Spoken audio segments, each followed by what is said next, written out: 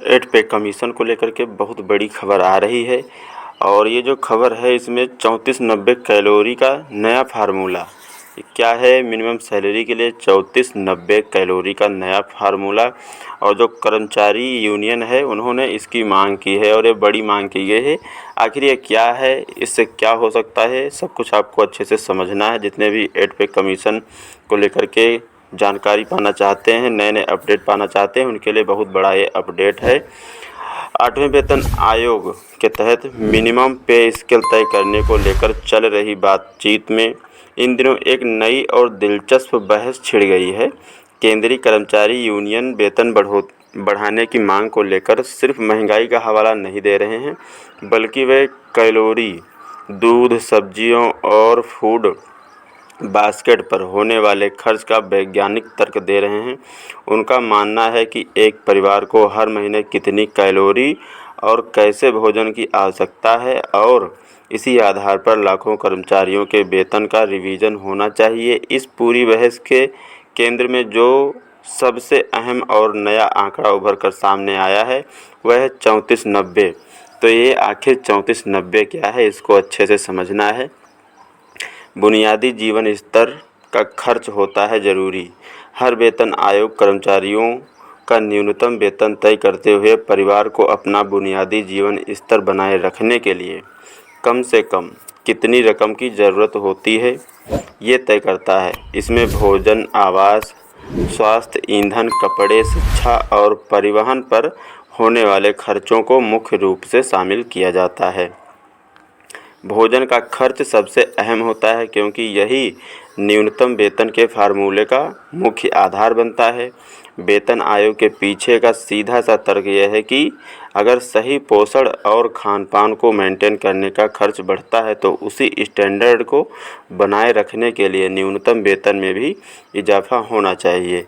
इसकी वजह से यूनियनें 8वें वेतन आयोग पर दबाव बना रही हैं। न्यूनतम वेतन की गणना करते समय पोषण मानकों और भोजन की वर्तमान कीमतों का इस्तेमाल किया जाए। नया फार्मूला लागू करने की मांग की गई है। तो कर्मचारी यूनियन का साफ कहना है कि पुराने फार्मूले अब आज की महंगाई और जीवन स्तर के हिसाब से पूरी तरह आउटडेटेड हो चुके हैं। और एनसीएम जेसीएम के स्टाफ साइड ने 8वें वेतन आयोग को सौंपे गए अपने विस्तृत ज्ञापन में इस बात पर जोर दिया है कि पहले के वेतन की गणना 2700 कैलोरी की पुरानी और अव्यावहारिक मान्यता पर आधारित थी। ज्ञापन में डॉक्टर वालेस एक्वायर्ड के फार्मूले को पुराना बताते हुए खारिज किया गया है। इसकी जगह Indian council of medical research ICMR और नेशनल इंस्टीट्यूट ऑफ न्यूट्रिशन के नए मानकों का हवाला देते हुए कहा गया है कि भारी शारीरिक श्रम करने वाले एक वयस्क कर्मचारी के लिए अब 3490 कैलोरी प्रतिदिन के मानक को आधार माना जाना चाहिए। तो हल्का काम पुरुष 2110 कैलोरी, महिलाएं 1660, मध्यम पुरुषों के लिए 2710, महिलाओं के लिए 3130, भारी भरकम जो काम है तो पुरुषों के लिए 3470, महिलाओं के लिए 2720। तो कर्मचारी यूनियन ने भारी काम वाले मानक पर भरोसा जताते हुए तर्क दिया है कि कई सरकारी नौकरियों में काम के लंबे घंटे, शारीरिक मूवमेंट, यात्रा, तनाव और अनियमित कार्य परिस्थितियां शामिल होती हैं। एनसीजेसीएम ने अपने ज्ञापन में सिर्फ कैलोरी की थ्योरी ही नहीं दी, बल्कि अपनी कैलोरी की मांग को सही ठहराने के लिए खर्च का पूरा गणित भी पेश किया है। ज्ञापन में चावल, गेहूं, दालें, सब्जियां, दूध, फल, खाद्य तेल, मछली, अंडे, मसाले, चीनी और ईंधन की अलग अलग शहरों की कीमतों का विस्तृत कैलकुलेशन शामिल है। इन खर्चों के साथ आवास, स्वास्थ्य और शिक्षा को जोड़कर यह साबित किया गया है कि मौजूदा वेतन ढांचा परिवार चलाने की वास्तविक लागत को नहीं दर्शाता है। इस संशोधित व्यय अनुमान को जोड़कर स्टाफ साइड ने निम्नलिखित मांगें रखी हैं। फिटमेंट फैक्टर को 3.833 किया जाए। न्यूनतम वेतन जो है 69,000 रुपये तक किया जाए। कैलकुलेशन का लॉजिक क्या है, ज़्यादा कैलोरी की ज़रूरत।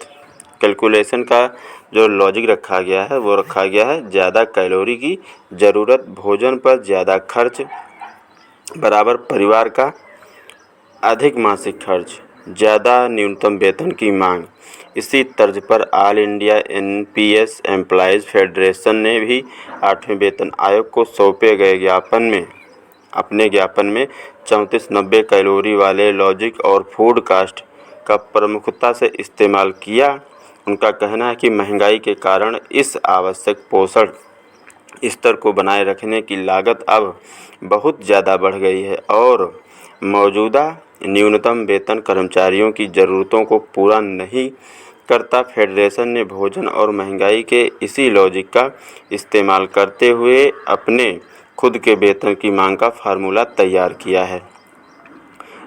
AINPSEF द्वारा प्रस्तावित फार्मूले और मांगे क्या हैं, तो प्रति यूनिट 6,000 रुपये इंटू 5 फैमिली यूनिट बराबर 30,000 रुपये।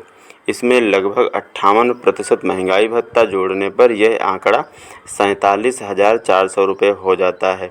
स्वास्थ्य, शिक्षा और आधुनिक जीवन की ज़रूरतों को जोड़ने के बाद वैज्ञानिक रूप से तैयार न्यूनतम जो वेतन है वो 55,000 रुपये से लेकर के 60,000 रुपये के बीच में हो सकता है। यूनियनों ने अपनी मांगों को सीधे तौर पर इन चीज़ों की बढ़ती कीमतों से जोड़ा है। वो क्या क्या चीज़ें हैं जिनको जोड़ा गया है, तो दूध, सब्जी, खाद्य तेल, LPG गैस सिलेंडर, स्वास्थ्य सेवाएं, ईंधन और शिक्षा, शहरी आवास। न्यूनतम वेतन की गणना में किसी भी तरह के बदलाव का सीधा असर अंततः इन चीज़ों पर पड़ेगा, जैसे बेसिक पे, फिटमेंट फैक्टर, महंगाई भत्ता, पेंशन, मकान किराया भत्ता, रिटायरमेंट बेनिफिट्स। ठीक है, चल रहा है बैठकों का दौर। कैलोरी और भोजन की लागत के फार्मूले पर हो रही यह चर्चा सुनने में भले ही अत्यधिक तकनीकी लगे, लेकिन इसका सीधा असर लाखों केंद्रीय कर्मचारियों और पेंशनभोगियों के वेतन निर्धारण पर पड़ेगा। 8वें वेतन आयोग ने देश भर में कर्मचारी संगठनों के साथ अपना परामर्श शुरू कर दिया है।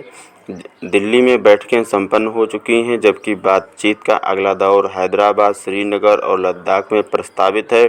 फिलहाल इन चर्चाओं से एक बात पूरी तरह स्पष्ट हो रही है कि वेतन को लेकर होने वाली यह बहस अब सिर्फ पे स्केल तक सीमित नहीं रह गई है, बल्कि यह इस बात पर आ गई है कि आधुनिक भारत में एक घर को चलाने का वास्तविक खर्च कितना है। तो उन्हीं ज़रूरतों के हिसाब से जो मिनिमम सैलरी है वो तय हो। तो ये अपडेट सभी के लिए अच्छा है। आप लोग इस वीडियो को ज़्यादा से ज़्यादा लोगों तक शेयर करें, सभी के पास पहुंचाएं, क्योंकि ये जो नया फार्मूला की मांग की गई है 3490 कैलोरी, इसका पूरा गणित आपको इसमें बता दिया गया है, कैसे क्या मांगा गया है और किन किन चीज़ों का जिक्र किया गया है।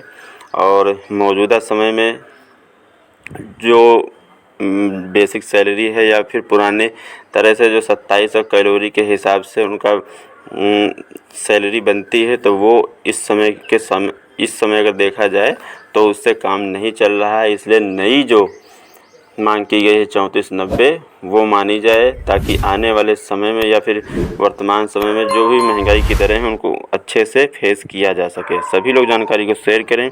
मिलेंगे एक नए वीडियो में नई जानकारी के साथ में, तब तक के लिए दोस्तों जय हिंद, जय भारत।